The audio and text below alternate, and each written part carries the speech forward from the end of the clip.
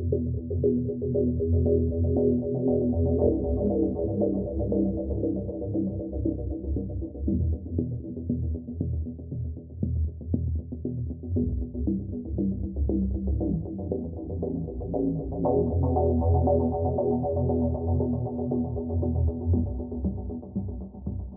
right, barbecue in the belly, ready to roll back out of downtown Kansas City. Here we go.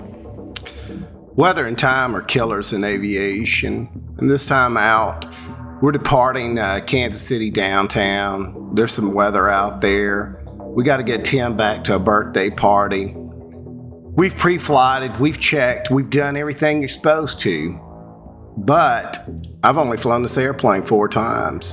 And when I put one of the full fuel caps back on, I forced it on a little bit. Well, it's not going to be sealed. We're about to take off. And then there's a little bit of gas smell in the back. We're wondering what it was. And then Mike yells at us, "Hey, there's a little fuel going over the side here." And that causes some decisions to be made. We're at altitude here in just a second by the time he tells us, and we're like, well, we're just going to veer and find another airport about 10 or 15 minutes away, which is going to be Miami, Kansas. And it's all going to happen faster than it needs to happen for me. Thank God Tim's there. He's not worried. But he wants to give you the experience like any flight instructor and let you bear the pressure of it, and that's what they're supposed to do. But it's going to eat me in just a second. It's because I'm unfamiliar with the flows of the aircraft and just getting up and getting down at this point. No big deal. It's nothing that time won't correct in enough repetition. But your 3rd or 4th landing, I can't have 5 in this plane yet.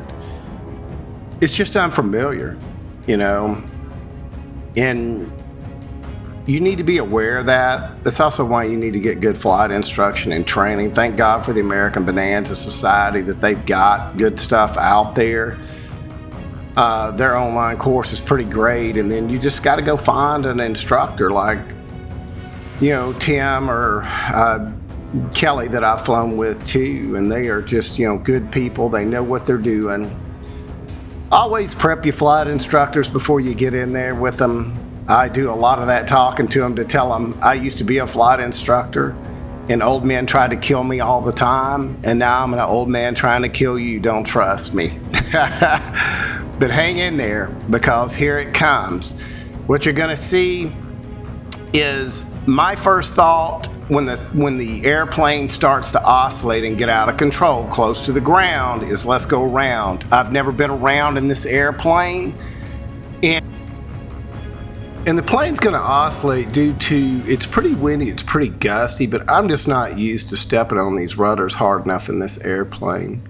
Any other airplane I've ever been in doesn't get pushed like this thing does at times. Like if you step on the rudder the wrong way, it sort of rocks the whole plane in a way that a 172 just wouldn't happen to it.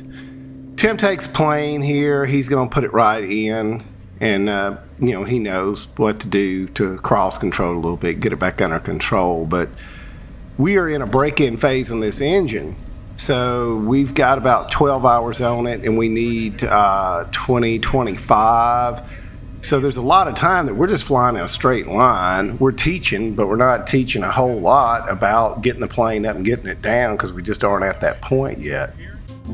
So we taxi on back to the other end, and here we go again, going back to Dallas. In your training, you know, there's a lot of moments of failure, and that's kind of when most of the learning's going on. And as an older man coming back after a 25-year layoff, I'm not scared to get in here and fail and have the proper folks in there to help you find the ground. But we're back in Dallas, a little smarter, a little wiser, and ready to start using this time machine to get out and see some more of the significant events in life, like weddings, births, funerals, travel. That's what you're going to see on this channel. This channel isn't a big education channel. It's more about an adventure, and you know, we're having one. We'll just let the raw audio take us on down here. You have to really get the mics working in the airplane to my satisfaction, so a lot of voiceover work, which is doing better in editing. Screen's in the way there, so you can't even see the runway. It's a quality filming job on my part, but getting better at it. It still feels a little aircraft landing-y, right? There. I don't know. If you got suggestions, put them in there. I'm sure I'll get better over time. But the moral of the story here is we've had a good time. We survived. We've lived a little. We'll put it up. And we'll get back in the time machine next weekend. And we're going to go to a wedding. One of my nephews is getting married. I'm only going to stay for about an hour. But I was there. I saw it. And as you get towards the end of your days, there's only so many Christmases, there's only so many birthdays, weddings, births. There's only so much of life's truly meaningful things that you've got left to live. Get out there and live them.